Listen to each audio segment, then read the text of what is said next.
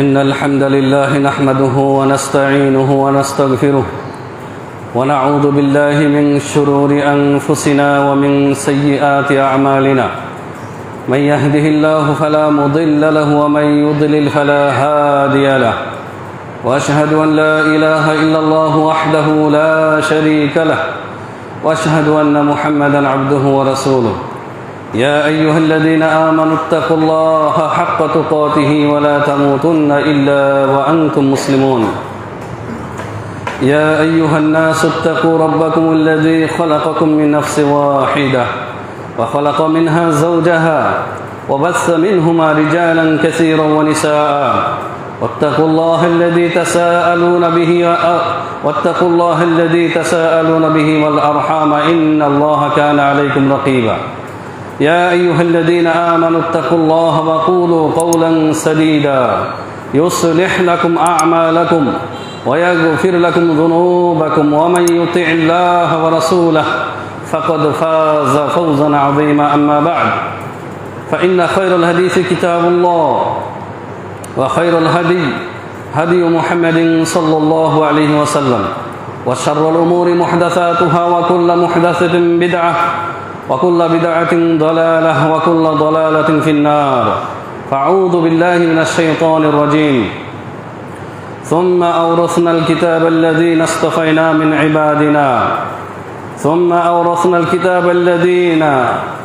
اصطفينا من عبادنا فمنهم ظالم لنفسه ومنهم مقتصد ومنهم سابقون بالخيرات ذلك هو الفضل الكبير جنات عدن يدخلونها يحلون فيها من أساور من ذهب ولؤلؤا ولباسهم فيها حرير আলহামদুলিল্লাহ যাবতীয় হামদ সানাসি আল্লাহ সুবহানাহু ওয়া তাআলার জন্য যে আল্লাহ সুবহানাহু ওয়া তাআলা আমাকে আপনাকে সমস্ত মুমিন মুসলিমকে এমন একটা নিয়ামত দিয়েছেন যেই নিয়ামত পৃথিবীর অধিকাংশ লোক পায়নি, যেই নিয়ামত থেকে অধিকাংশ লোক মাহরুম বঞ্চিত। আর সেই নিয়ামত হচ্ছে নেমাতুল ঈমান, নেমাতুল ইসলাম। ঈমান ইসলামের নিয়ামত, ঈমান ইসলামের দৌলত, যেই দৌলতের সমকক্ষ বা সমপরিমাণ কোনো দৌলত পৃথিবীতে নেই। আল্লাহ সুবহানাহু ওয়া তাআলার আমরা স্বতঃস্ফূর্তভাবে শুকরিয়া জ্ঞাপন করি যে আল্লাহ রাব্বুল আলামিন আমাদেরকে আজকে এই পবিত্র দিনে, যেই দিনটি হচ্ছে মুসলিমদের কাছে সাপ্তাহিক ঈদের দিন, পবিত্র জুমার দিন, পাক পবিত্র অবস্থায় আল্লাহ রাব্বুল আলামিন আল্লাহ সুবহানাহু ওয়া তাআলার দাসত্ব প্রকাশ করার জন্য, আল্লাহ সুবহানাহু ওয়া তাআলার উবুদিয়ত প্রতিষ্ঠা করার জন্য, একমাত্র তাকে রাজি খুশি করার জন্য আল্লাহ তাআলার এই পবিত্র মসজিদে, পবিত্র গৃহে আসার তৌফিক দিয়েছেন। সেই জন্য অন্তরের অন্তঃস্থল থেকে বলি আলহামদুলিল্লাহ। শত কোটি শত সহস্র সালাত ও সালাম বর্ষিত হোক প্রিয় নবী মুহাম্মদুর রাসূলুল্লাহ সাল্লাল্লাহু আলাইহি সাল্লামের উপর। আল্লাহুম্মা সাল্লি আলাইহি আল্লাহুম্মা বারিক আলাইহি। সম্মানিত মুসলিম একরাম, আমি অত্যন্ত আনন্দিত যে দীর্ঘদিন পরে হলেও, দীর্ঘদিন না দীর্ঘ বছর, প্রায় এক যুগের উপরে হলেও আবার আপনাদের এই মসজিদে আল্লাহ তাআলা আপনাদের সাথে দেখা করার জন্য, দুটি কথা বলার এবং আপনাদেরকে শোনাবার জন্য আল্লাহ তাআলা আমাকে এখানে এনেছেন। এই মসজিদ প্রতিষ্ঠাকালে সর্বপ্রথম যে আপনার তারাবির সলাত হয়েছিল, সেই তারাবির সলাতে যারা মনে রেখেছেন আমাকে 3 রাত বা 2 রাত আমি তারাবি পড়িয়েছিলাম এই মসজিদে, মানে একেবারে শুরুতে স্টার্টিংয়ে।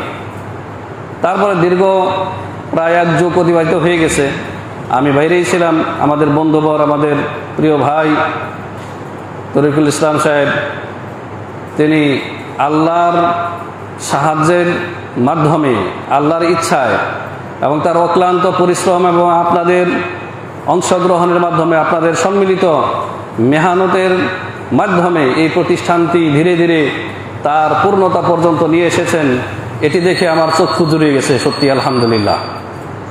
এবং দোয়া করছি এই প্রতিষ্ঠানকে আল্লাহ রাব্বুল আলামিন কিয়ামত পর্যন্ত, যতদিন পর্যন্ত মুওয়াহিদরা থাকবে এই পৃথিবীতে, তাওহীদবাদীরা থাকবে, ততদিন পর্যন্ত এই প্রতিষ্ঠান পর্যায়ক্রমে ধীরে ধীরে যেন এটাকে আল্লাহ রাব্বুল আলামিন এই অত্র অঞ্চলের অত্র এলাকার আশেপাশের এলাকাগুলির জন্য তৌহিদ প্রতিষ্ঠার জন্য তাওহীদের মার্কাজ হিসেবে কবুল করেন, আল্লাহুম্মা আমিন।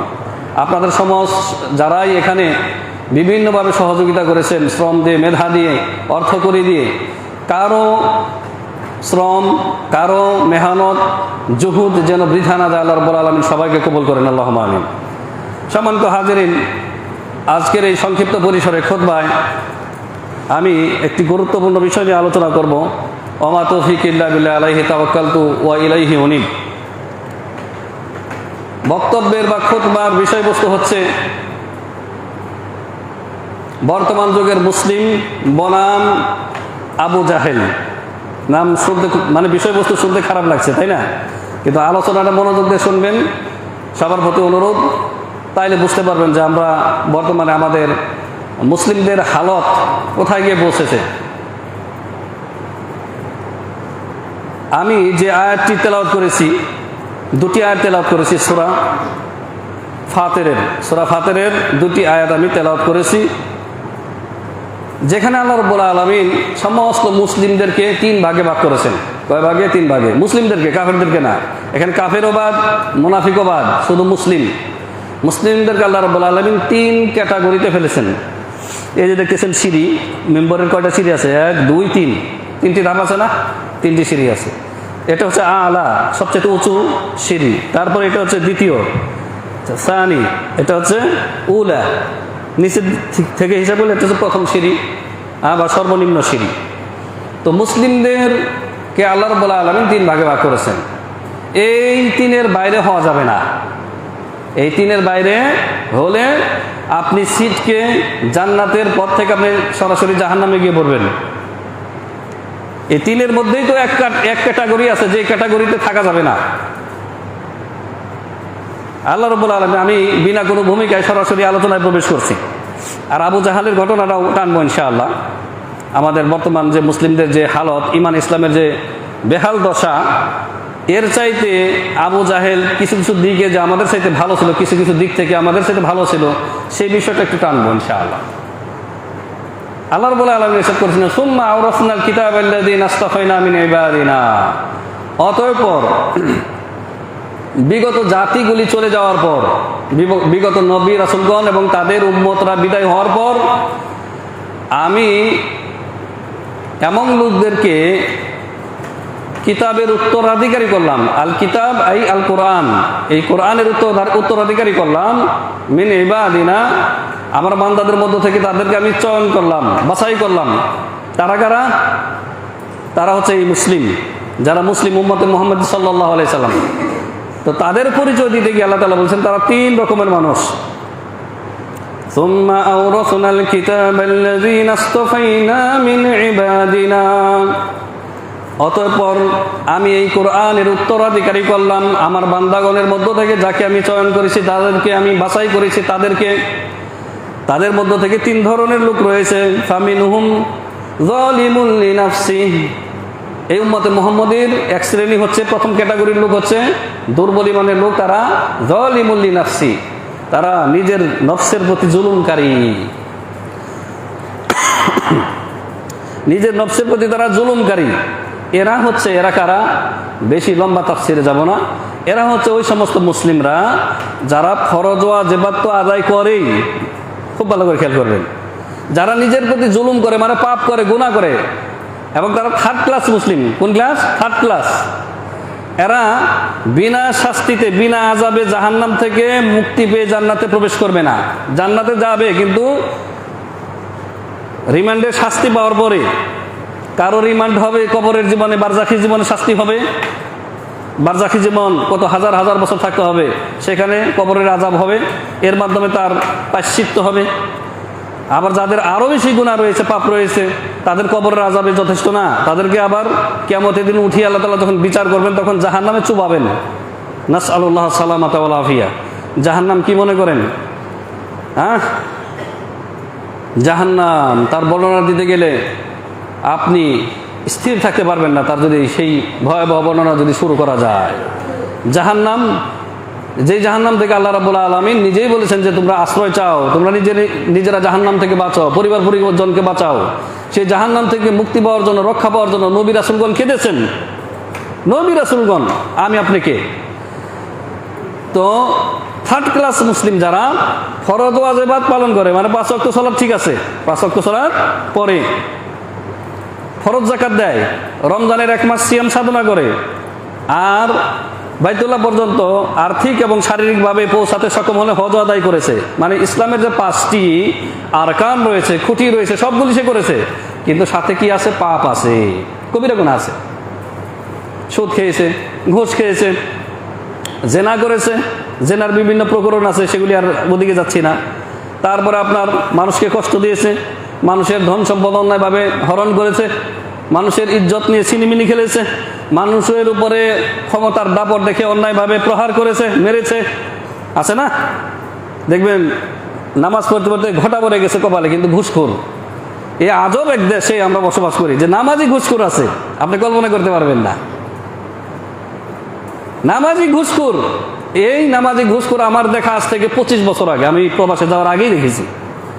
সুন্দর নামাজ পড়লো, নামাজ পড়ে তারপর একজনের কাছ থেকে ঘুষের টাকা নিল, উনিও নেবেন এবং বড় হুজুর, বড় স্যারকেও দেবেন। তো নামাজি ঘুষখোর এই দেশে পাওয়া যায়। নামাজি সুদখোরও আছে এই দেশে। হাফেজ সাহেব সুদখোর, হাফেজ, কোরআনে হাফেজ, মৌলানা, সেও সুদখোর। চিন্তা করে দেখছেন কোন যুগে আমরা আছি? ফিতনা, চতুর্দিকে ফিতনা। এই ফিতনার যুগে নিজেকে রক্ষা করা যে কতটা কঠিন আর দুষ্কর। হালাল হারামের যেখানে আপনার ধোঁয়াশা, বোঝা যায় না কোনটা হালাল কোনটা হারাম, কার সাথে চলবো, কার বাড়িতে খাবো, হ্যাঁ? এই ফিতনার যুগে আল্লাহ রাব্বুল আলামিন নিজ অনুগ্রহে যাকে এই ফিতনাগুলি থেকে হেফাজত করবেন, সে একমাত্র বাঁচতে পারবে, নইলে রেহাই নাই।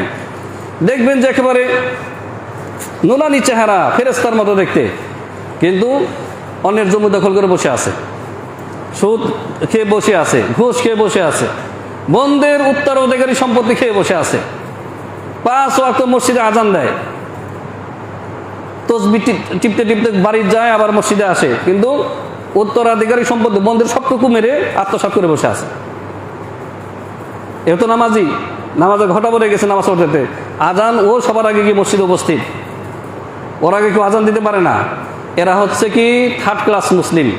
কারণ নামাজ পড়লে অন্তত কুফুরি থেকে বাঁচলো। নামাজ পরিত্যাগ করা হচ্ছে কুফুরি। আপনারা দীর্ঘদিন যাবত দেখেন খুতবায় শুনে আসতেছেন, নামাজ পরিত্যাগ করা হচ্ছে কাফের। রাসূলুল্লাহ সাল্লাল্লাহু আলাইহি ওয়াসাল্লামের ফতোয়া অনুযায়ী, কোন দুনিয়ার কোনো মুফতি মুহাদ্দিসের ফতোয়া না এটি। তো নামাজি মুসলিম, কিন্তু এই যে এত পাপের ভান্ডার তার মধ্যে রয়েছে। এরা হচ্ছে যালিমুল লিনাফসি, পাপ করার মাধ্যমে সে কি মূলত অন্যের উপরে জুলুম করেছে মনে করছেন? নিজের উপরে জুলুম করেছে। এর কারণে যার অধিকার হরণ করেছে সে সাময়িকভাবে ক্ষতিগ্রস্ত হবে দুনিয়াতে, আল্লাহ তাআলা তাকে টিকিয়ে রাখবেন, তাকে মারবেন না। কিন্তু এই যে জালেম, সে জাহান্নামে আপনার জ্বলবে গিয়ে। নবী সাল্লাল্লাহু আলাইহি ওয়াসাল্লাম বলেছেন, তোমরা কি জানো আতাদরি মানিল মুফলিস? হে সাহাবায়ে কেরাম, মুফলিস কাকে কয়? কাকে বলে? মুফলিস মানে সর্বহারা, যে ভাষা আপনারা বুঝেন।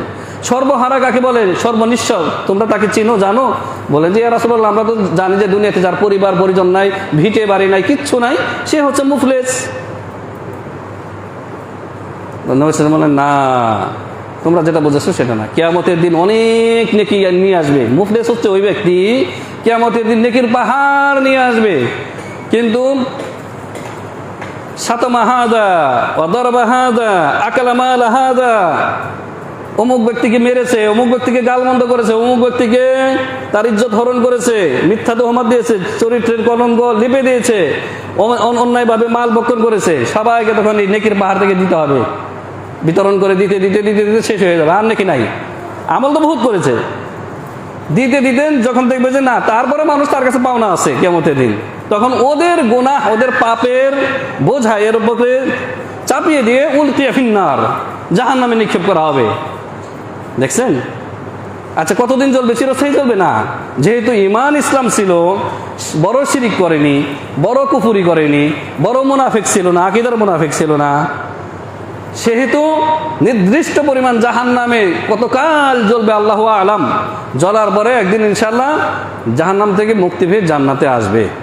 কিন্তু আপনি কি মনে করেছেন দুনিয়াতে থেকে আপনি অন্যের অধিকার থেকে মুক্ত হচ্ছেন না? মনে করতেছেন যে আরে জাহান্নামে নয়, কয়েকদিন জ্বললে জ্বললাম, তো সমস্যা কি? হ্যাঁ, জাহান্নামের জ্বলার কথা চিন্তা করার আগে দুনিয়ায় আপনার চুলোর আগুনের মধ্যে একটা মিনিটের জন্য, একটা মিনিট না, 30 সেকেন্ডের জন্য একটু আঙ্গুলটা দিয়ে দেখেন তো কথা বলে রাখতে পারেন আপনি? মাঝে মধ্যে এগুলি চেক করবেন।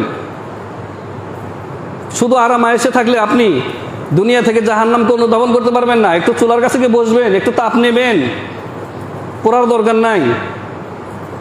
আর সেই জাহান্নামের আগুন বর্তমান দুনিয়ার আগুনের চাইতে কত গুণ তেজস্ক্রিয়?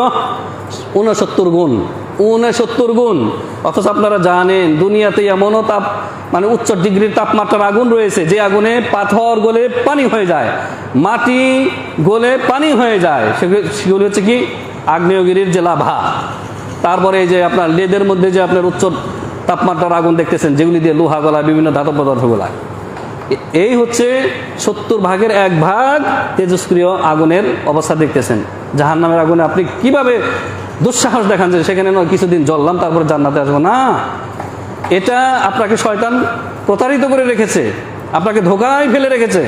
আপনি দুনিয়াতে থেকে মানুষের হক থেকে, অধিকার থেকে আপনি মুক্ত হবেন যদি আপনি সত্যিকার অর্থে মুমিন হয়ে থাকেন, মুত্তাকি হয়ে থাকেন। এ হচ্ছে 3rd ক্লাস মুমিন মুসলিমের কথা বললাম। এটা হওয়া যাবে না, এটা হওয়ার আশা কেউ করবেন না। সবাই এই যে দ্বিতীয় এবং তৃতীয়, প্রথম প্রকারের যে মুসলিমের কথা বলবো, এই প্রকারের মুসলিম ইনশাআল্লাহ হবো। বলুন আল্লাহুম্মা আমিন, আল্লাহ তৌফিক দিক। আল্লাহ রাব্বুল আলামিন ইরশাদ করেছেন, ওয়া মিনহুম মুকতাসিদুন, আর যাদেরকে আমি এই কোরআনের উত্তরাধিকারী বানিয়েছি, কোরআনের বহনকারী বানিয়েছি, কোরআনের উপরে ইমানদারকারী বানিয়েছি, তাদের দ্বিতীয় শ্রেণী হচ্ছে মুকতাসিদ, মাঝামাঝি। মাঝামাঝি কারা? যারা হচ্ছে ফরজ ওয়াজিবাত আদায় করেছে আর মাসিয়াত থেকে, পাপাচার থেকে বেঁচে থেকেছে, কবিরা গুনাহ থেকে নিজেকে রক্ষা করেছে। আর সগীরা গুনাহ থেকে বাঁচাটা খুবই কঠিন। সগীরা গুনাহ হয়ে যেতে পারে। আর সগীরা গুনার জন্য আল্লাহ রাব্বুল আলামিন, আল্লাহ তাআলা বলেছেন কোরআনের 2 জায়গায়, ইন তাজতানিবু কাবাইরাল ইসমি মা তুনহাউনা আন, তোমরা যদি, হে মুমিনেরা, হে ইমানদারেরা, তোমরা যদি বড় বড় কাবিরা গুনাহ থেকে নিজেরা বেঁচে থাকো, সুদ, ঘুষ, এই যে কবিরা গুনাহগুলি আছে, জেনা, ব্যভিচার, নুকাফির আনকুম সাইয়্যাতিকুম ওয়া নুদখিলকুম মুদখালান কারীমা, তাহলে আমি তোমাদের ছোট ছোট যে সগীরা গুনাহ হয়ে যায়, জ্ঞাত সারে অজ্ঞাত সারে, ইচ্ছায় অনিচ্ছায় যে সগীরা গুনাহ হয়ে যায়, এগুলো আমি তোমাদেরকে ক্ষমা করে দেবো। সুবহানাল্লাহ। আর নুদখিলকুম মুদখালান কারীমা, তোমাদেরকে আমি পবিত্র করে প্রবেশ করাবো সম্মানজনক স্থানে, মানে জান্নাতে। সগীরা গুনাহ আল্লাহ তাআলা মাফ করে দিবেন যদি আমরা কবিরা গুনাহ থেকে বিরত থাকি, অথবা কবিরা গুনাহ হয়ে গেছে কিন্তু তওবা করেছেন। তওবার যে শর্ত রয়েছে, বান্দার হক জড়িত থাকলে 4টি শর্ত, আর বান্দার হক জড়িত না থাকলে কয়টি শর্ত? 3টি শর্ত। এই শর্তগুলি পূরণ করে যদি তওবা করেন, দুনিয়া থেকে আল্লাহ রাব্বুল আলামিন আপনাকে কবিরা গুনাহ থেকে মুক্ত করবেন ইনশাআল্লাহ। তো দ্বিতীয় প্রকারের মুসলিম হচ্ছে দ্বিতীয় দারাজাতের, যারা ফরজ ওয়াজিবাত আদায় করে। ফরজ ওয়াজিবাতে কোনো ঘাটতি নেই। 5 ওয়াক্ত নামাজকে 4 ওয়াক্ত করে না। 5 ওয়াক্তে 17 রাকাতে, 5 ওয়াক্তে 17 রাকাত ফরজ নামাজ, 17 রাকাত। 17 রাকাতে 15 রাকাত করে না। মানে কি? 4 ওয়াক্ত বহু নামাজে রয়েছে আমাদের সমাজে, 4 ওয়াক্ত। কারণ এই 4 ওয়াক্তে তাকে বিভিন্ন কাজকর্মের স্বার্থে জেগে থাকতে হয়, ঘুমায় না এই সময়গুলিতে। জোহর, আসর, মাগরিব, এশা, এই যে বর্তমান যে এই যে 4টার কথা উল্লেখ করলাম, এই সময় কেউ ঘুমায় না। তো এই ওয়াক্তগুলি দেখা গেলো সে পড়ে নিল, 4 ওয়াক্ত নামাজি, কিন্তু ফজরেই শুধু উপস্থিত হতে পারে না। কারণ ফজরে যে দুনিয়ার কোনো কাজকর্ম নেই, কেবল ফজরে যারা জাগেন, সলাতে উঠেন, আজান শোনার পরে যারা আরামের বিছানা থেকে উঠে পড়েন, বিছানা থেকে, তারা একমাত্র আল্লাহর জন্যই উঠেন, একমাত্র আল্লাহর জন্যই তারা উঠেন। আর এই নামাজ রাসূলুল্লাহ সাল্লাল্লাহু আলাইহি ওয়াসাল্লামের যুগে মুনাফিকরা পড়তো না। মুনাফিকরা, যারা ইতিকাদি মুনাফিক, আকীদার মুনাফিক, যারা ভিতরগতভাবে কাফের এবং বড় এই স্বঘোষিত কাফেরদের চেয়ে নিকৃষ্ট, ওরা নবী সাল্লাল্লাহু আলাইহি ওয়াসাল্লামের যুগে ফজরের নামাজে হাজির হতো না আর এশার নামাজে হাজির হতো না। কারণ নবীর যুগে এরকম কোনো ইলেকট্রিক বাতির ব্যবস্থা ছিল না।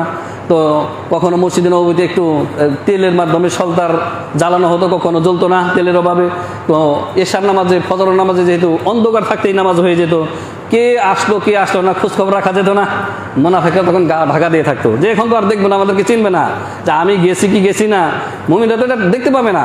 এই জন্য তারা ফজর এবং এর সাথে উপস্থিত হতো না। আর বাকি 3 ওয়াক্ত নামাজ, মাগরিব, জোহর, আসর, তারা একেবারে মুমিনদের সাথে সুন্দরভাবে আদায় করতো। তারপরে তারা কোথায় যাবে? জাহান্নাম। তাহলে 4 ওয়াক্ত নামাজি হলে হবে না, 5 ওয়াক্তের 17 রাকাতই থাকতে হবে আমল নামায়। এই নামাজি ইনশাআল্লাহ মুক্তাসিদ, বিনা আযাবে বিনা শাস্তিতে জান্নাতে যেতে হলে মুক্তাসিদ হতে হবে কমপক্ষে। ফরজ ওয়াজিবাত সুন্দরভাবে আদায় করতে হবে, ফরজ নামাজ 5 ওয়াক্ত। তারপরে আপনার যাকাত, সম্পদের মালিক হলে শতকরা 2.5% মানে যাকাত দিতে হবে 2.5%। তারপরে রমজানের পূর্ণ 1 মাস সিয়াম সাধনা করতে হবে। আর শারীরিক এবং আর্থিক সক্ষমতা থাকলে বাইতুল্লাহ জীবনে একবার গিয়ে হজ আদায় করতে হবে। আর তার আগে কালেমা লা ইলাহা ইল্লাল্লাহ মুহাম্মাদুর রাসূলুল্লাহ সেটা সাক্ষী তো দিতেই হবে, মুখে অন্তরে বিশ্বাস থাকতে হবে, জবানে স্বীকৃতি দিতে হবে, সেটা তো 1 নাম্বার আপনারা জানেন। তাহলে এই দ্বিতীয় ক্যাটাগরি হলে আপনি জাহান্নামে ইনশাআল্লাহ 1 মিনিটের জন্য যাবেন না। ওয়া মিনহুম মুকতাসিদ, তাদের মধ্যে রয়েছে মাঝামাঝি বা মধ্যমপন্থী। এরা হচ্ছে তারা যারা ফরজ ওয়াজিবাত সুন্দরভাবে আদায় করে আর হারাম নাজায়েজ থেকে কাবিরা গুনাহ থেকে বেঁচে থাকে। আর তারপরে হচ্ছে 1 নাম্বার, মানে 1 নম্বর ক্যাটাগরি আল্লাহ তাআলা বলেছেন ওয়া মিনহুম সাবিকুনা বিল খায়রাত। আর আমার এই বান্দাদের মধ্য থেকে, কোরআনের অনুসারী যারা মুসলিম মুমিন, এদের মধ্য থেকে একদল রয়েছে যারা সাবিকুনা বিল খায়রাত, তারা নেকিতে এবং হাসানার দিক থেকে, তারা পুণ্যের কাজের দিক থেকে তারা বহু গুণে অগ্রগামী। তারা অগ্রগামী দল। এরা কারা?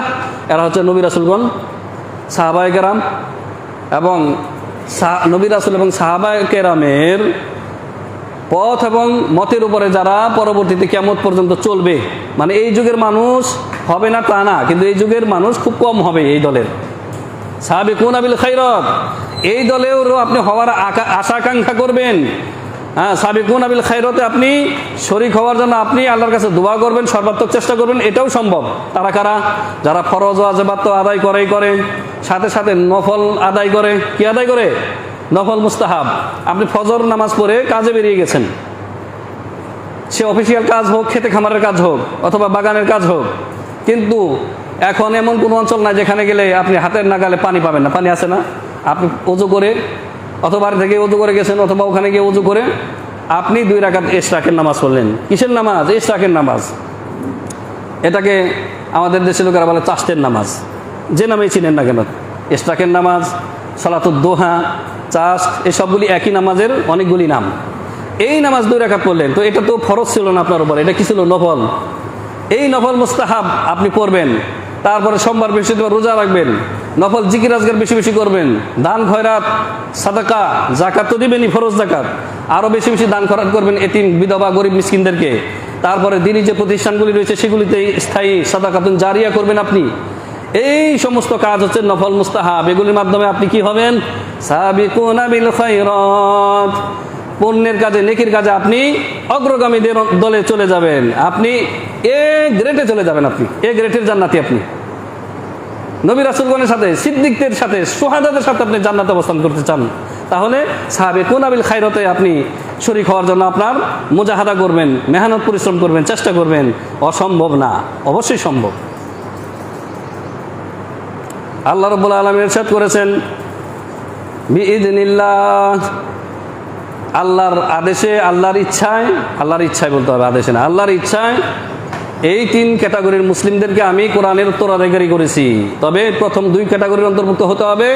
আর জাহান্নামে জ্বলে তারপরে জান্নাতে আসবো এই আশা করবেন না। এই আশাকারী আরও জান্নাতের রাস্তা থেকে দূরে সরে চলে যায়, এটা বাস্তব। শুধু আশা করে আর ভয় করে না যে জাহান্নামে একটু কিছুদিনের জন্য গেলাম তো কি হলো। কত বড় বেকুব, আহমাক, যে জাহান্নাম থেকে নবী রাসূলগণ ক্রন্দন করেছেন, আশ্রয় চেয়েছেন, সেই জাহান্নামে যাওয়ার দৃশ্যতা দেখায়। আল্লাহ রাব্বুল আলামিন তাদেরকে হেদায়েত করেন, আল্লাহুম্মা আমিন। এই 3 প্রকারের মুসলিমের জন্য কিন্তু আল্লাহ রাব্বুল আলামিন জান্নাতের ওয়াদা করেছেন। আল্লাহ তাআলা বলেছেন জান্নাতু আদনিন ইয়াদখুলুনাহা, এরা সবাই জান্নাতে প্রবেশ করবে ইনশাআল্লাহ।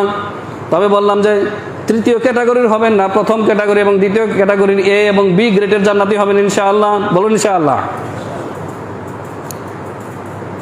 ইউহাল্লাউনা ফিহা মিন আসাবির মিন যাহাবিন ওয়া লুলুআ, সেই জান্নাতে জান্নাতীদেরকে অলংকৃত করা হবে, তাদেরকে সাজসজ্জা পরিয়ে দেওয়া হবে কি স্বর্ণের অলংকার এবং মণিমুক্তার অলংকার, ওয়ালিবাসুহুম ফিহা হারির, আর সেই জান্নাতে তাদের পোশাক হবে রেশমের বস্ত্র, চিকন এবং মোটা রেশমি, দুই প্রকারের রেশমি পোশাক হবে তাদের পোশাক। দুনিয়াতে পুরুষদের জন্য কি অলংকার পরার জায়েজ আছে বা মানানসই না? মানানসই না। দুনিয়াতে যত সাজসজ্জার বিষয় রয়েছে, সরঞ্জাম রয়েছে, অলংকার আদি রয়েছে, সবগুলো হচ্ছে আমাদের মা বোনদের জন্য, তাই না, মেয়েদের জন্য। কিন্তু জান্নাত না, আপনি দুনিয়ার সাথে জান্নাতকে আপনি কল্পনা করতে পারবেন না। জান্নাতে আল্লাহ রাব্বুল আলামিন নারী পুরুষ সবাইকেই অলংকৃত করবেন, আর সেই অলংকার, সেই সাজসজ্জা সেই সময়ের জন্য অত্যন্ত মানানসই হবে, অত্যন্ত মানানসই হবে। তো পোশাকগুলি কি হবে? তাদেরকে অলংকার পরানো হবে সোনার এবং মণিমুক্তার, এবং তাদের বস্ত্র হবে, পোশাকাদি হবে সুতি, আপনার কি চিকন এবং মোটা রেশমি কাপড়ের, রেশমি। দুনিয়ার রেশমের সাথে সেই রেশমের কোনো তুলনা হয় না। তারা কি বলবে এই নিয়ামত পেয়ে? বলবে ওয়াকালুল হামদুলিল্লাহিল্লাযী আযহাবা আন্নাল হাযান ইন্না রাব্বানা লাগফুরুন শাকুর। জান্নাতীরা জান্নাতে প্রবেশ করার পরে বলবে, সে আল্লাহ রাব্বুল আলামিনের প্রশংসা যিনি আমাদের দুশ্চিন্তা দূর করে দিয়েছেন, আমাদের টেনশন দূর করে দিয়েছেন। দুনিয়াতে থাকতে কতই না টেনশন করতাম, কোথায় যে যাব, জান্নাতে যাব না জাহান্নামে যাব, আমল করতেছি কষ্ট করে, জানি না আমার আমলগুলি কবুল হচ্ছে কিনা, এই যে একটা টেনশন আছে কিনা। তারা সেদিন জান্নাতে প্রবেশ করার পর বলবে, সে আল্লাহর শুকরিয়া আদায় করছে যে আল্লাহ রাব্বুল আলামিন আমাদেরকে টেনশন মুক্ত করেছেন। কি মুক্ত করেছেন? টেনশন মুক্ত করেছেন। আযহাবা আন্নাল হাযান ইন্না রাব্বানা লাগফুরুন শাকুর। নিঃসন্দেহে আমাদের প্রতিপালক হচ্ছেন অতি মার্জনাকারী, গুনাহ মার্জনাকারী, এবং তিনি শাকুর, এবং যারা কৃতজ্ঞ ব্যক্তি তাদের উত্তম প্রতিদানকারী। এবার আসেন, এই তো গেলে 3 ক্যাটাগরির মুসলিম, তাই না? আমাদেরকে হতে হবে এ গ্রেড এবং বি গ্রেডের মুসলিম। সি গ্রেডের মুসলিম হলে জাহান্নামে যেতে হবে, আর জাহান্নামে যাওয়ার দৃষ্টতা দেখায়েন না। যদি দৃষ্টতা না দেখাতে চান তাহলে ফরজ ওয়াজিবাত আদায় করার সাথে সাথে হারাম নাজায়েজ থেকে বাঁচতে হবে। হারাম কবিরা গুনাহ 70-এর অধিক, যেগুলির জন্য আপনার পর্যায়ক্রমিকভাবে ধারাবাহিকভাবে আপনার দার্সের প্রয়োজন, কয়েকটা আলোচনার প্রয়োজন শুধু এই কবিরা গুনাহগুলি জানতে। এবার আসুন যে আমাদের সমাজের হাল হাকিকত এবং আবু জেহেলের তার ইমান বনাম আমাদের ইমান, আমাদের মানে অধিকাংশ লোকদের অবস্থা, যারা ভালো আছেন তাদের সাথে তুলনা হচ্ছে না। সমাজের অধিকাংশ মানুষ এই যে মসজিদে বা যে কোনো মসজিদে আপনি ফজরের নামাজে সালাত আদায় করবেন, দেখবেন যে কয় কাতার হয়। জুম্মার দিনে যে মসজিদ ভরে যাবে ইনশাআল্লাহ, যদিও দূর থেকে অল্প কিছু মুসল্লি আসেন, কিন্তু অধিকাংশ কি স্থানীয়। জিন তো আর আসতেছে না, বা জিন আসলেও তাদেরকে আমরা দেখি না, তাদেরকে দেখতেছি সবাই মানুষ, ইনসান। কিন্তু যে আগ্রহ ভরে আপনি জুমার নামাজে আসতেছেন, সেই আগ্রহ, উদ্দীপনা, তাহাম্মুসের সাথে আপনি কি ফজরের নামাজে আসেন? এটা নিজেকে জিজ্ঞাসা করেন। ফজরের নামাজে কোনো মসজিদে দেখি 4 জন 5 জন, আধা কাতার, এক কাতার অনেক সময় ফুল হয় না। খুব ভালো এলাকা যেটি, সেইখানে 1 কাতার 1.5 কাতার হয়। আবু জাহেল সে ছিল মুশরিক, কাফের, তাই না, আমরা জানি, এবং কুফরি অবস্থায় মারা গেছে। কিন্তু সে কি আল্লাহকে মানতো না? মানতো। এবং তার মতো করে অনেক মুসলিম আছে তার মতো মানে না। তার মানে আবু জাহেল তৌহিদে রুবুবিয়াকে মানতো, তৌহিদে রুবুবিয়াকে একেবারে সুন্দরভাবে মানতো। তাওহীদ হচ্ছে 3 প্রকার: তাওহীদে রুবুবিয়া, তাওহীদে উলুহিয়া, তাওহীদে আসমা ওয়াস সিফাত। মানে আল্লাহ রাব্বুল আলামিনের একত্ব 3টি ক্ষেত্রে। আল্লাহ যে রব, আল্লাহ যে প্রভুত্বে তিনি এক ও একক, আল্লাহ ইবাদতে এক ও একক, তাকে মানতে হবে। আর নাম এবং গুণাবলিতে আল্লাহ এক ও একক। এই 3 প্রকারের তৌহিদের প্রথম প্রকারের তৌহিদে রুবুবিয়া 100-এ মানতো আবু জাহেল। দলিল কি? প্রমাণ কি? প্রমাণ নেন। আল্লাহ রাব্বুল আলামিন আবু জাহেলের একটা দোয়া, আবু জাহেল বদরের যুদ্ধে যাচ্ছে, কার বিরুদ্ধে? নবী সাল্লাল্লাহু আলাইহি ওয়াসাল্লামের বিরুদ্ধে যুদ্ধ করার জন্য যাচ্ছে জঙ্গে বদরে, আর দোয়া করতেছে আল্লাহর কাছে আল্লাহর কাছে দোয়া করতেছে আল্লাহর পাঠানো নবীর বিরুদ্ধে। কত ইন্টারেস্টিং ব্যাপার না? আল্লাহর কাছে দোয়া করতেছে কায়া মনোবাক্যে আবু জাহেল। আল্লাহর কাছে আবু জাহেল দোয়া করতেছে আল্লাহর পাঠানো নবীর বিরুদ্ধে। তার দোয়াটা আল্লাহ রাব্বুল আলামিন সূরা আনফালে উল্লেখ করেছেন। সূরা আনফাল আল্লাহ তাআলা বলতেছেন, আবু জাহেল যখন বদরের যুদ্ধে যাচ্ছে বলতেছে, আল্লাহুম্মা ইন কানা হাযা হুয়াল হাক্কু মিন ইনদিক। হে আল্লাহ, এই মুহাম্মদ কি না করেছে? এই মুহাম্মদ আমাদের সমাজ ব্যবস্থাকে ভেঙে টুকরো টুকরো করে দিয়েছে, বাপ বেটার মধ্যে সম্পর্ক নষ্ট করে দিয়েছে। মানে হয় বাপ ইসলাম গ্রহণ করেছে ছেলে কাফের, অথবা ছেলে ইসলাম গ্রহণ করেছে বাপ কাফের, তো সম্পর্ক নষ্ট হবেই। তো স্বামী স্ত্রীর মধ্যে বিচ্ছেদ ঘটিয়ে দিয়েছে। স্ত্রী ইসলাম কবুল করে মদিনায় হিজরত করে চলে গিয়েছে, অথবা স্ত্রী কাফের হয়ে রয়ে গেছে, স্বামী ইসলাম কবুল করে মদিনায় চলে গিয়েছে। কি না করেছে, কি সর্বনাশ না আমাদের মধ্যে করেছে। আমাদের বাপদাদার থেকে সুসংগঠিত একটা সমাজ ব্যবস্থাকে ভেঙে খান খান করে দিয়েছে। আল্লাহুম্মা ইন কানা হাযা হুয়াল হাক্কু মিন ইনদিক। এই মুহাম্মদ সাল্লাল্লাহু আলাইহি সাল্লাম যদি আল্লাহ তোমার পক্ষ থেকে হক হয়ে থাকে, সত্য হয়ে থাকে, ফামতির আলাইনা হিজারাতাম মিনাস সামা। আবু জাহেল কতটা নিজের প্রতি কতটা দেখেন কনফিডেন্সের সাথে সে দোয়া করতেছে যে আল্লাহ, মুহাম্মদ যদি তোমার পক্ষ থেকে হক হয়ে থাকে, সত্য হয়ে থাকে, তাহলে আসমান থেকে, আকাশ থেকে পাথর বর্ষণ করে আমাদেরকে ধ্বংস করে দাও। তার মানে কি দৃঢ়ভাবে সে বিশ্বাস করে আবু জাহেল হক পথে আছে, মুহাম্মদ সাল্লাল্লাহু আলাইহি ওয়াসাল্লাম বাতিল পথে আছে। এই জন্য নবী সাল্লাল্লাহু আলাইহি ওয়াসাল্লামকে এবং মুসলিমদেরকে কাফেরেরা কি বলতো সাবি মানে ধর্মত্যাগী। আজকে আপনাদেরকে বলে না আপনারা যখন কোরআন এবং সহিহ হাদিসকে সব কিছুর উপরে প্রাধান্য দেন, ব্যক্তি, সমাজ, নেতা, পীর, মাযহাবের ইমাম সব কিছুর মধ্যে যখন আল্লাহ রাসূল সাল্লাল্লাহু আলাইহি ওয়াসাল্লামের কথাকে প্রাধান্য দেন, দিয়ে যখন আমল শুরু করেন, কোরআন হাদিসকে মেনে চলেন, কি বলে আপনাদেরকে? লামাযহাবী হয়ে গেছে। বলে না লামাযহাবী হয়ে গেছে, গায়রে মুকাল্লিদ হয়ে গেছে, রফাইদানি হয়ে গেছে, আরো কত কি, তাই না? কাফেরও হয়ে গেছে বলে। তো ঠিক আবু জাহেলের মতো মতাদর্শ এরা অনুসরণ করতেছে, আবু জাহেলের বংশধরেরা। রাগ করবেন আমার কথায়, আমি মিলিয়ে দিচ্ছি, হিসাব মিলিয়ে নেন। আবু জাহেল দৃঢ়ভাবে বিশ্বাস করে সে হকের পথে আছে, মুহাম্মদ সাল্লাল্লাহু আলাইহি ওয়াসাল্লাম বাতিলের পথে আছে। এই জন্য নিজের উপরে বদদুয়া করতেছে, আল্লাহ, সে যদি হকের পথে থাকে আর আমরা যদি বাতিল পথে থাকি, তো আমাদের উপরে পাথর বর্ষণ করে আমাদেরকে তুমি ধ্বংস করে দাও। কোথায় দোয়া করতেছে জানেন? কাবা শরীফের গেলাপ ধরে, কাবা শরীফের গেলাপ ধরে দোয়া করতেছে। আল্লাহ রাব্বুল আলামিন তার এই দোয়ার প্রতি উত্তরে আল্লাহ তাআলা নাজিল করেছেন, ওমা কানাল্লাহু মুআযযিবাহুম ওয়া আনতা ফীহিম।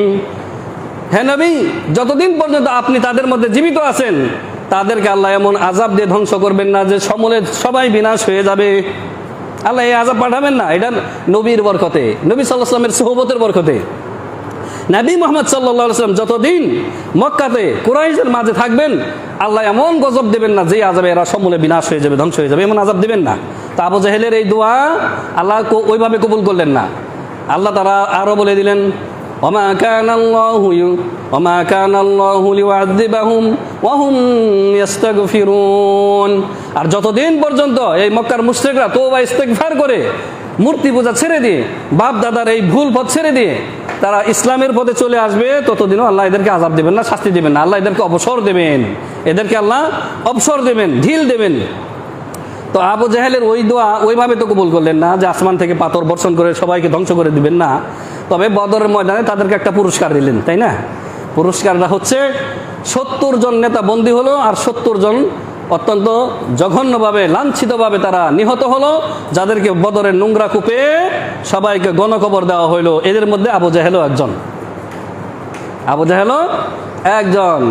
সম্মানিত হাজিরিন, এই ঘটনা থেকে যে জিনিসটা আমার ফোকাস করার উদ্দেশ্য আপনাদের কাছে, যে আবু জাহেল কার কাছে দোয়া করতেছে? আল্লাহর কাছে না মূর্তিদের কাছে? আল্লাহর কাছে। একনিষ্ঠভাবে কাবার গেলাপ ধরে মক্কার মুশরিকরা যখন কোনো বালা মুসিবতে পড়তো, এদের মূর্তি বাপদাদার রেখে যাওয়া 360টি ভূতকে মূর্তিকে এরা অন্তর থেকে সাফ করে বের করে দিত, বের করে দিয়ে এক আল্লাহর দিকে ধাবিত হতো, এক আল্লাহর দিকে ধাবিত হতো। তারা যখন নৌযানে আরোহণ করে যখন সমুদ্র ভ্রমণ করতো, এরা তো ব্যবসায়ী ছিল, ব্যবসার উদ্দেশ্যে যখন সমুদ্র ভ্রমণ করতো নৌকায় বা পানি জাহাজে, আর বড় বড় ঢেউ এসে যখন এদেরকে গ্রাস করতে শুরু করতো, ঘূর্ণিঝড় টর্নেডো এসে এদেরকে নৌকাকে ডুবিয়ে দেওয়ার উপক্রম হয়ে যেত, তখনও এরা এক আল্লাহকে ডাকতো। সে কথা আল্লাহ তাআলা কোরআনে বলছেন, সূরা আনকাবুত পড়ে দেখেন, সেখানে আল্লাহ তাআলা বলেছেন ওয়াইদা রাকিবু ফিল ফুলকি দাউল্লাহ মুখলিসিনা লাহুদ্দিন। এই মক্কার মুশরিকরা যখন পানি জাহাজে চড়ে বিভিন্ন জায়গায় যাতায়াত করে, আর বড় বড় ঘূর্ণিঝড় টর্নেডো জলোচ্ছ্বাস যখন এদেরকে গ্রাস করতে শুরু করে, তখন তারা দাউল্লাহ মুখলিসিনা লাহুদ্দিন, অন্তরকে একনিষ্ঠ করে একনিষ্ঠভাবে তারা এক আল্লাহকে ডাকতে থাকে, আল্লাহ গো বাঁচাও, এবার যদি বাঁচিয়ে দাও আর তোমার সাথে শিরিক করব না। ফালাম্মা নাজ্জাহুম ইলাল বাররি ইযা হুম ইউশরিকুন। আল্লাহ যখন এদের আর্তনাদ শুনে নেন, ফরিয়াদকে শুনে কবুল করে এদেরকে তীরে ভিড়িয়ে দেন, এরা আবার শিরিক করতে শুরু করে। এটা হচ্ছে মানুষের নেচার, মানে সুখের সময় আল্লাহকে ভুলে যায় আর দুঃখের সময় আল্লাহকে স্মরণ করে। দেখেন না, বেনামাজি বেদিন যে লোকগুলি রয়েছে মুসলিম সমাজের, বেনামাজি বেদিন, এটা আপনার অন্তরে লাগবে এই জন্য যে আপনার অন্তরে ব্যাধি আছে, এবং লাগা ভালো, কারণ যেই কার্যকরী যে ওষুধগুলি থাকে অ্যান্টিবায়োটিক, সেগুলি স্বাদ থাকে না, তাই না, সুস্বাদু থাকে না, সেগুলি তিতা থাকে। তিতা জিনিস ভালো, চিরতার পানি ভালো, করলা ভালো, সেগুলি শরীরের জন্য উপকারী। আর যেই মিঠা মিঠা কথা সবাইকে খুশি করার জন্য আমি আজকে ওয়াজ করে যাব, পরের বছর দাদা আমাকে আপনারা প্রধান বক্তা করে নিয়ে আসেন, এই ওয়াজের মধ্যে কোনো লাভ নেই, এই ওয়াজের মধ্যে মানুষের কোনো সংশোধন নেই। তো বেনামাজি বেদিন লোকগুলি এই যে সামনে যে কালবৈশাখীর বড় বড় যে ঝড় আসতেছে, তখন আজান দেওয়া শুরু করে দেয়, নামাজ পড়ে না এক ওয়াক্ত, কিন্তু ওই সময় সব কিছু বলে গিয়ে আল্লাহু আকবার বলে আজান শুরু করে দেয়। আর লা ইলাহা ইল্লাল্লাহ পড়তে পড়তে গলা শুকিয়ে যায় না ওদের? কিন্তু এই লা ইলাহা ইল্লাল্লাহ বলাতে কোনো কাজ হবে না। তোমাকে যদি বাঁচিয়ে থাকেন আল্লাহ তাআলা, তো ওই এলাকায় এমন কোন মুমিন আছে, আল্লাহর নেক বান্দা আছে, যে আল্লাহর মুওয়াহিদ বান্দা, আল্লাহর ইবাদত করি, রাসূলুল্লাহ সাল্লাল্লাহু আলাইহি ওয়াসাল্লামের একজন নিষ্ঠ অনুসারী, তার বরকতে তোমাকে বাঁচিয়েছেন। তোমার এই লা ইলাহা ইল্লাল্লাহ বলাতে না, তোমার এই আজান দেওয়ার জন্য তোমাকে বাঁচায়নি। কারণ এই লা ইলাহা ইল্লাল্লাহ বলা, সারা বছর আল্লাহকে ভুলে থাকা, এই কপাল জিন্দেগিতে তোমার 5 ওয়াক্ত নামাজে, ফজর নামাজে পাওয়া যায় না। তোমার এই লা ইলাহা ইল্লাল্লাহ বলাতে আল্লাহ তোমাকে বাঁচাননি, যেমনটি ফেরাউনকে আল্লাহ বাঁচাননি। ফেরাউন তো মরার সময় ইমান এনেছিল, সে ইমান কাজে দিয়েছে না ডুবে মরেছে? ডুবে মরেছে। তো এই যে আবু জাহেল আল্লাহর কাছে দোয়া করলো, মূর্তির কাছে দোয়া করলো না, তার মানে সে আল্লাহকে খালেক, স্রষ্টা, মালিক, রিজিক দাতা, হ্যাঁ, তারপরে বালা মুসিবতে, কঠিন বালা মুসিবতে উদ্ধারকারী একমাত্র আল্লাহকেই মানতো আবু জাহেল। তারপরে আবু জাহেলকে কেন আল্লাহ কাফের বললেন? নবীজি কেন কাফের বললেন? কেন যুদ্ধে সে নিহত হয়ে জাহান্নামী হলো? কারণ হচ্ছে এই আবু জাহেল তৌহিদে ইবাদা মানেনি, তৌহিদে উলুহিয়াত মানেনি। ইবাদতে একমাত্র আল্লাহকে এককভাবে সমস্ত ইবাদত দিতে হবে, ইবাদতের সামান্যতম অংশ আল্লাহ ছাড়া গায়রুল্লাহকে দেওয়া যাবে না, এইটা মক্কার মুশরিকরা মেনে নেয়নি। তারা যখন জবাই করতো, কোরবানির জবাই, তখন বলতো যে এই ভাগ হচ্ছে, এই ভাগটা হচ্ছে আল্লাহর, কোরবানির এই ভাগটা আল্লাহর, আর এই ভাগ হচ্ছে আমাদের শরীক দেবতাদের। কোরবানি ইবাদত কিনা? কোরবানি ইবাদত, রক্ত, মাংস, গোস্ত সব কার জন্য নিবেদিত? এক আল্লাহর জন্য। কিন্তু মুশরিকরা বলতো হাদা লিল্লাহি ওয়া হাদা লিশুরাকাইনা, আমাদের কুরবানির এই ভাগ হচ্ছে আল্লাহর জন্য, আর এই ভাগ হচ্ছে আমাদের শরীক দেবতা লাত, উজ্জা, হুবাল, মানাত এদের জন্য। তাহলে এই শিরকের কারণে আবু জাহেল কাফেরই থেকে গেছে, চিরস্থায়ী জাহান্নামী হয়ে সে দুনিয়া থেকে বিদায় নিয়েছে লাঞ্ছিত হয়ে। কিন্তু আফসোস, বর্তমান যুগের আমাদের অধিকাংশ মুসলিম সমাজের অধিকাংশ মুসলিমরা তৌহিদের রুবুবিয়্যাহ শুধু মানে, তৌহিদে উলুহিয়াকে মানে না। আপনি জিজ্ঞেস করেন কেমন আছেন ভাই? হ্যাঁ আল্লাহ ভালো আছেন, খুব ভালো আছেন। সংসার কেমন চলতেছে? হ্যাঁ আল্লাহ খুব ভালো চালায়। হ্যাঁ আল্লাহ তো রিজিক দাতা, রিজিকের মালিক আপনারা একমাত্র আল্লাহ, এগুলি সব মানে। কিন্তু মসজিদে ফজরেও নাই, হ্যাঁ এশাতেও নাই, মাগরিবেও নাই, জোহরেও নাই, আসরেও নাই, মানে ইবাদতে নাই। অধিকাংশ হচ্ছে এই শ্রেণীর মুসলিম। আর সমাজের এই ধস কখন নেমেছে জানেন? আর এই ধস থেকে কেন এরা উঠতে পারতেছে না জানেন? আমি ভুক্তভোগী, আমি স্বচক্ষে দেখতেছি যে মসজিদের আমাদের বাঙালি সমাজ কেউ অনুসারী হতে চায় না, সবাই নেতা হতে চায়। সবাই নেতা হতে চায়। আপনি যে এই যে রিক্সা চালায় না, আমি তাকে তিরস্কার করছি না, তো ওকেও জিজ্ঞাসা করেন যে তুমি কি নেতার অনুসারী হতে চাও না নেতা হতে চাও ভবিষ্যতে? ও বলো যে আমি নেতা হতে চাই। সবাই শুধু নেতাই হতে চায়। এক মসজিদ, সেই মসজিদের কে সভাপতি হবে, কে সহসভাপতি হবে, কে সেক্রেটারি হবে, কে কেশিয়ার হবে, এই নিয়ে মারামারি করে আর এক মসজিদ বানিয়ে ফেলেছে। আর এরা সবাই প্রচলিত রাজনৈতিক দলের সাথে আবার জড়িত। তো এদের এই নোংরা রাজনীতি এরা মসজিদে ঢুকিয়ে ফেলেছে। আর এরা এই মূর্খ লোকগুলি যখন মসজিদের দায়িত্ব নিজেরা কারাগারি করে নিয়েছে, তখন এরাই ইমাম নিযুক্ত দিচ্ছে। ওই ইমাম, যেই ইমাম সবাইকে খুশি করার জন্য সত্য মিথ্যা ভেজাল মানে জগা খিচুড়ি মার্কা কথাবার্তা বলবে, সবাই খুশি থাকবে, কেউ বেজার না হয়। বেনামাজের বিরুদ্ধে কঠিন কোনো কথা বলবে না, শিরিককারীর বিরুদ্ধে কঠিন কোনো দলিল ভিত্তিক কোনো ওয়াজ করবে না বা আলোচনা করবে না। তো এই সমাজের এরা আর উঠতে পারতেছে না, এই কারণেই যে এরাই মাতব্বরি করে মূর্খ ইমামদেরকে, অযোগ্য ইমামদেরকে এরা মসজিদে ঢোকাচ্ছে। ভালো কোনো ইমামকে সাইটও দিচ্ছে না, ভালো কোনো আলেমকে কথাও বলতে দিচ্ছে না। আর এরা গোটা সমাজ আপনার শুধু জুমার দিনে মসজিদ ফুল হয়ে যাচ্ছে, আর 5 ওয়াক্ত নামাজে কোনো মুসল্লিই নাই। অথচ নামাজের গুরুত্ব নিয়ে আমি আজকে আলোচনা করতেছি না। আমি দু একটা কথা বলি শুধু, যেহেতু নামাজের প্রসঙ্গটা আসছে বলে আমার খুতবা ইনশাআল্লাহ ইতি টানবো, বিরক্ত হবেন না। নির্দিষ্ট সময়ে খুতবা শেষ করে দেবেন ইনশাআল্লাহ, আমার সময় আরও আছে 12-13 মিনিট। নামাজ ছাড়া যদি আপনি নিজেকে মুসলিম দাবি করেন আর আল্লাহর রহমতের আশা করেন, জাহান্নাম থেকে মুক্তি পেয়ে জান্নাতে যেতে চান, তাহলে বলবো যে আপনি একজন আহমাক, আপনি বোকার স্বর্গে বসবাস করতেছেন। নামাজ ছাড়া কখনো ইমান ইসলাম টিকিয়ে রাখা যায় না। এই প্রসঙ্গে বহু খুতবা শুনেছেন, যেহেতু প্রসঙ্গ আসছে এই জন্য আমি বলে দিচ্ছি। সূরা বাকারার আয়াত নম্বর 143 এবং তার আগের কয়েকটি আয়াত, এই আয়াতগুলি অবতীর্ণের শানে নজুল হচ্ছে, কারণ হচ্ছে কেবলা পরিবর্তন। আপনারা জানেন যে নবী সাল্লাল্লাহু আলাইহি সাল্লাম মদিনায় যাওয়ার পর দীর্ঘদিন বাইতুল মুকাদ্দাস, ফিলিস্তিনে যেটি রয়েছে, সেই বাইতুল মুকাদ্দাসকে কেবলা বানিয়ে নামাজ আদায় করেছেন। কিন্তু নবী সাল্লাল্লাহু আলাইহি ওয়াসাল্লামের অন্তর চাচ্ছিল বারবার যে আল্লাহ যদি বাইতুল্লাহ কাবা শরীফকে যদি কেবলা বানিয়ে দিতেন, অন্তরের চাওয়াটাই এটা ছিল। তাই তিনি নামাজের অবস্থায়ও অনেক সময় সেদিকে তাকাতেন আর আসমানের দিকে তাকাতেন, যে আল্লাহ মনে মনে চাইতেন যে আমার কেবলাটা ফিলিস্তিনে বাইতুল মুকাদ্দাসকে পরিবর্তন করে কাবাকে করে দাও। তখন আল্লাহ রাব্বুল আলামিন বেশ কয়েকটি লম্বা লম্বা আয়াত নাজিল করে কেবলা পরিবর্তন করে দিলেন।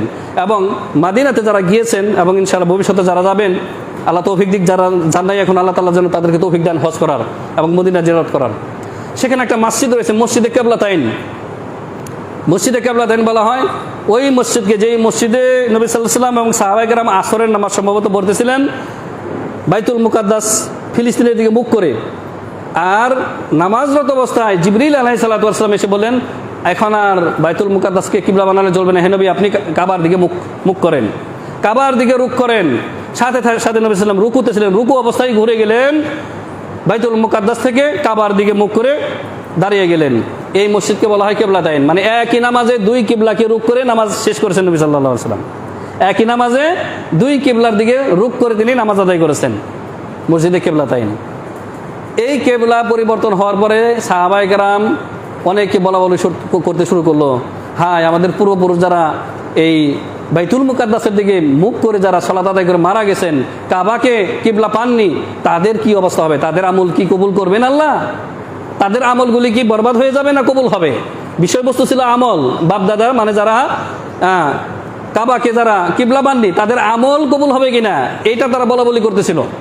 তখন আল্লাহ রাব্বুল আলামিন তাদের এই আমল বিষয়ের সমস্যার সমাধানকে তিনি একটা আয়াতের মধ্যে নাজিল করে সেটার নাম দিয়ে দিলেন ঈমান। আমল প্রশ্নের, আমল কবুল হবে কি হবে না, এই প্রশ্নের উত্তর দিলেন আল্লাহ তাআলা ঈমান দিয়ে। কেমনে? আল্লাহ তাআলা বললেন, ওমা কানাল্লাহু লিউযিআ ঈমানাকুম, আল্লাহ তাআলা এমন নন যে তোমাদের বাপদাদার যারা বাইতুল মুকাদ্দাসকে কিবলা বানিয়ে যারা নামাজ আদায় করে মারা গেছে, কাবাকে তারা কিবলা পায় নাই, তাদের আমলগুলিকে আল্লাহ বরবাদ করবেন, আল্লাহ এমন নন। তার মানে কি? তাদের আমলগুলি আল্লাহ কবুল করেছেন, কবুল করবেন, কবুল করেছেন ইনশাআল্লাহ, তোমরা চিন্তা করো না। তো ওই আমলগুলিকে আল্লাহ কি নামে উল্লেখ করলেন? ওমা কানাল্লাহু লিউযিআ ঈমানাকুম। আল্লাহ তোমাদের ইমানকে নষ্ট করবেন না। তারা প্রশ্ন করলে যে আমাদের বাপদাদার আমলগুলি নষ্ট হলো কিনা, কবুল হলো কিনা, আল্লাহ জবাব দিলেন সেটা ইমান দিয়ে। তার মানে কি, এখানে সমস্ত মুফাসসিরিনে কেরাম উল্লেখ করেছেন ঈমানাকুম আই সালাতাকুম, সালাতকে আল্লাহ ইমান নাম দিয়ে এখানে তাদের জবাব দিয়ে দিলেন। মানে আপনার সালাত হচ্ছে আপনার ইমান, আপনার সালাত হচ্ছে আপনার ইমান। সালাত নাই ইমান নাই, 5 ওয়াক্ত সালাত নাই ইমান নাই। এই জন্য দেখবেন ইসলামের যে স্বর্ণযুগ চলে যাওয়ার পরে যে সমস্ত জালিম শাসক এসেছেন পৃথিবীতে, যেমন উমাইয়া, আব্বাসীদের আগে উমাইয়া শাসক, উমাইয়াদের আমলে, উমাইয়া খেলাফত আমলে একজন বড় জালেমকে আপনারা চিনেন, হাজ্জাজ বিন ইউসুফ। হাজ্জাজ বিন ইউসুফ, যার নামের শেষে অনেকে মানে রহমাতুল্লাহ আলাইহি আমরা পড়ি না, কারণ এত বড় জালেম ছিলেন। অনেক সাহাবায়ে কেরামকে সে হত্যা করেছে অন্যায়ভাবে, কিন্তু সেও বেনামাজি ছিল না, সে নামাজি ছিল, সে নামাজি ছিল। সে মৃত্যুকালে তার মা তাকে তিরস্কার করতেছে যে তোমাকে মনে হয় আল্লাহ তোমার জন্য আমি দোয়া করতে পারি না। জন্মদাতা মা বলতেছেন যে তোমার জন্য আমি দোয়া করতে পারি না, তুমি বহু নেককার বান্দাদেরকে, আল্লাহর নেক বান্দাদেরকে, ওলিদেরকে, সাহাবায়ে কেরামকে হত্যা করেছো। কিন্তু সে বলতেছে কি জানেন, বলতেছে মা তুমি আমার জন্মদাত্রী মা, সব মা পৃথিবীর সবচেয়ে আপনজন হচ্ছে মা। তুমি আমাকে নিরাশ করলেও আমি আমার আল্লাহ থেকে আমি নিরাশ নই, আল্লাহর রহমত থেকে আমি নিরাশ নই। এই জালেম কত বড় জালেম, লাখের মতো মানুষকে হত্যা করেছে মুসলিমদেরকে। সেই হাজ্জাজ বিন ইউসুফও বেনামাজি ছিলেন না, নামাজি ছিলেন। শুধু নামাজি ছিলেন না, নামাজের ইমামতিও করেছেন। হজের মৌসুমে যখন মিনাতে নামাজের ইমামতি করতেছেন হাজ্জাজ বিন ইউসুফ, তার পিছনে সালাত আদায় করেছেন প্রখ্যাত জালিলুল কদর সাহাবী আব্দুল্লাহ ইবনে ওমর রাদিয়াল্লাহু আনহু। মানে খলিফা ওমর রাদিয়াল্লাহু আনহুর ছেলে আব্দুল্লাহ তার পিছনে নামাজ আদায় করেছেন। অনেকে বললেন যে এই জালেমের পিছনে আপনি সালাত আদায় করতেছেন, তখন তিনি বলেছেন যে ওসমান রাদিয়াল্লাহু আনহু তো বলেছেন জালেমের পিছনে, তো আমি, সে যেহেতু ভালো কাজ করতেছে, সালাত ভালো কাজ কিনা, সবচেয়ে ভালো একটা আমল, সে হাজ্জাজ বিন ইউসুফ জালেম হলেও সে যেহেতু উত্তম একটা আমল করতেছে, মানে নামাজ আদায় করতেছে, তো ভালো কাজে আমি শরীক হচ্ছি। এ থেকে স্পষ্টভাবে প্রতীয়মান হয়, মাসালা বের হয়ে যায় যে শাসক যত বড় জালিমি থাক, সে যদি নামাজ প্রতিষ্ঠা করে এবং নিজে নামাজি হয় এবং সে যদি নামাজের ইমামতিও করে, আপনি তার পিছনে সালাত আদায় করবেন, তার বৈধতা রয়েছে। মানে জালেম বা ফাসিক শাসকের পিছনে আপনার ইক্তেদা বৈধ হবে, তবে অবশ্যই নারী না, মহিলা না। তো আমার আলোচনা আমি গুটিয়ে আনতেছি, খুতবা প্রায় শেষের দিকে। যে কথাটি বলতেছিলাম সম্মানিত হাজিরিন, যে সালাত হচ্ছে আপনার ইমানের অন্তর্ভুক্ত। সালাত আছে, ইমান আছে, সালাত নাই, ইমান নাই। কেননা আমলের মধ্যে একমাত্র সালাতকেই নবী সাল্লাল্লাহু আলাইহি সাল্লাম ইমান এবং কুফরের মধ্যে পার্থক্য করেছেন, না করেননি? করেছেন, করেছেন। আমি সাহাবায়ে কেরামের ইজমা, ঐক্যমত আপনাদের সামনে শোনাচ্ছি। বিখ্যাত তাবেঈ আব্দুল্লাহ ইবনে শাকিক আল উকাইলি রহিমাহুল্লাহ, তিনি মা আয়েশা রাদিয়াল্লাহু তাআলা আনহার ঘরের সামনে গিয়ে পর্দার আড়াল থেকে সরাসরি ইলম অর্জন করতেন। কার কাছ থেকে? মা আয়েশার কাছ থেকে। আব্দুল্লাহ ইবনে শাকিক তিনি বলতেছেন, কানা আসহাবু মুহাম্মাদিন সাল্লাল্লাহু আলাইহি সাল্লাম লা ইয়ারাউনা শাইআম মিনাল আমালি তারকুহু গায়রাস সালাহ। তার এই কথাটি ইমাম তিরমিজি রহিমাহুল্লাহ সহিহ ইমাম সুনানে তিরমিজিতে এই হাদিসটি তিনি নকল করেছেন। তো আব্দুল্লাহ ইবনে শাকিক আল উকাইলি তিনি বলতেছেন, মুহাম্মদ সাল্লাল্লাহু আলাইহি ওয়াসাল্লামের যত সাহাবায়ে কেরাম ছিলেন, মুহাজির, মক্কি এবং মাদানী, সবাই এই বিষয়ে ঐক্যবদ্ধ ছিলেন যে সালাত ব্যতীত, নামাজ ব্যতীত অন্য কোনো আমল ছেড়ে দেওয়াকে তারা কুফরি মনে করতেন না। আর মানে কি দাঁড়ায়, যে সালাত ছেড়ে দেওয়াকে তারা কুফরি মনে করতেন। এই জন্য সাহাবায়ে কেরামের যুগে, তাবেঈদের যুগে বেনামাজি কল্পনাও ছিল না। বেনামাজি আবার মুসলিম থাকে, মুসলিম পরিচয়, এটা কল্পনাও ছিল না। সম্মানিত হাজিরিন, তো আবু জাহেলের মতো মুসলিম হলে চলবে না। যে আবু জাহেল তাওহীদের রুবুবিয়্যাহকে মানত, আপনিও তাওহীদের রুবুবিয়্যাহকে মানেন। আর বলেন তো আমি তো আল্লাহকে মানি, আমি তো রাসূলকে মানি, আমি তো পরকালকে বিশ্বাস করি। কিন্তু নামাজের দাওয়াত দিলে, মসজিদে ফজরের সালাতে আসতে বলে, তখন বলেন যে হ্যাঁ নামাজ তো পড়তে হবে, জানি, হ্যাঁ পড়া জরুরি, পড়তেই হবে। ও বলে যে হ্যাঁ পড়তেই হবে, কিন্তু মসজিদে আসে না।